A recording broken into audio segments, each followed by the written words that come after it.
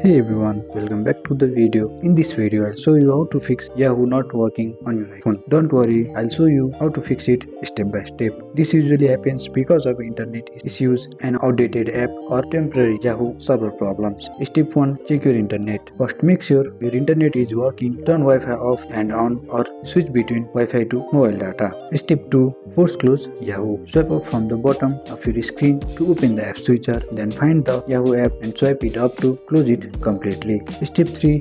Update the Yahoo app. First go to the App Store, then search for Yahoo app, then tap on it and install any available updates. Outdated apps often stop working properly. Step 4. Restart your iPhone. Restart your iPhone to clear temporary bugs. Hold the power button plus volume up, then slide to power off, then turn it back on. Step 5. Check Yahoo servers. If Yahoo still isn't working, there is servers may be down. In that case, you will need to wait until the issue is fixed, and that's it. One of those steps would get Yahoo working again on your iPhone. And I hope you like this video. If you find this video helpful, drop a like, subscribe to our channel. See you in the next video.